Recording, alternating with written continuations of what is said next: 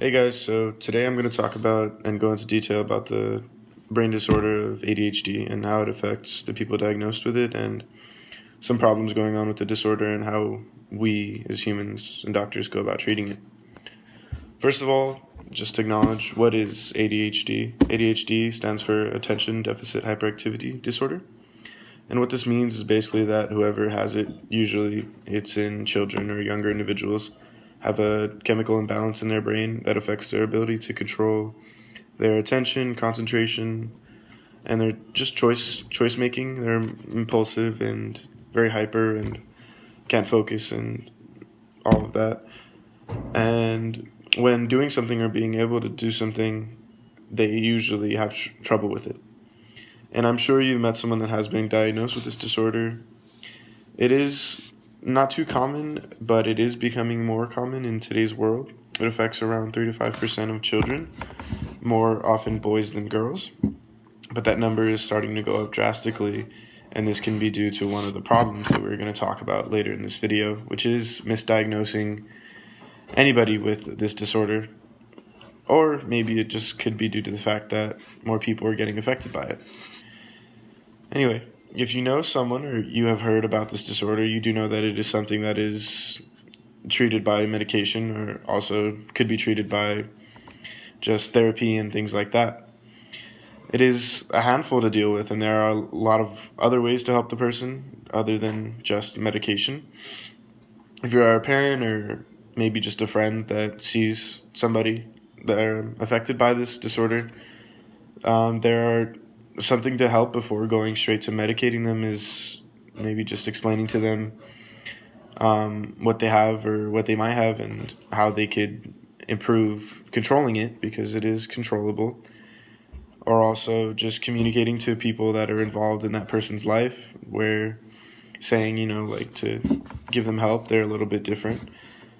Or if it is an actual issue where it's an everyday thing and it's very prominent, you have concrete evidence, then medicating would be a good answer. But doing all this, whatever, whether it's medicating or just helping them in everyday life, will help whoever is affected by it and try to get them to live a normal life and maybe be happier or fit in more. Moving on.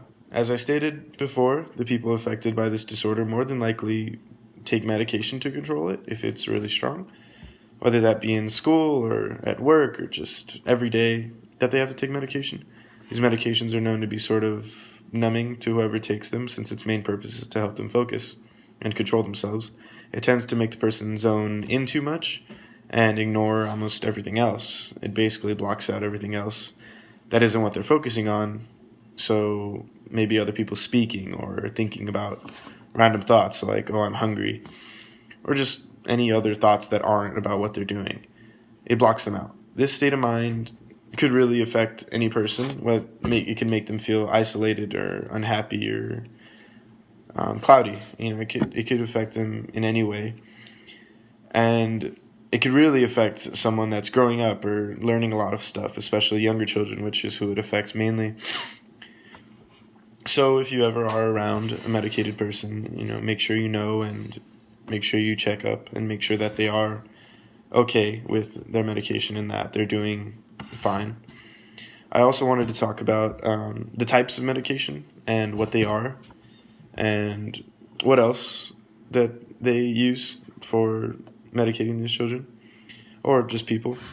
Most younger children use Ritalin, which is a methylphenidate and is a stimulant, and it does all the things that I stated before, but it is the lesser strong than the drugs used, since it's for younger children. Older patients or people that have been taking medication for longer will use drugs like Adderall, which does the same things, just more intense and amplified. And they use that for older because they have more of a tolerance or they have more body weight, or basically they use those two and they both do the same thing. And it is good to know the names and research into them more and kind of be informed. Anyway, one issue that I wanted to bring up was the problem of misdiagnosing anybody with ADHD, which is saying that they have a disorder when in reality sometimes they don't. Sometimes they're just super hyper kids with high energy. In conclusion, ADHD is an issue that a lot of people face today, and there is other ways to fight it other than medicating, whether it be therapy or just waiting it out, because a lot of people grow out of it as you get older. If you got diagnosed as a child, so if you think that you have it, or maybe someone you know has it, then go to a professional and make sure that you get concrete evidence that they do or they don't, so that you can follow suit and really do the right thing, because misdiagnosing is a serious issue that shouldn't be happening. Thank you.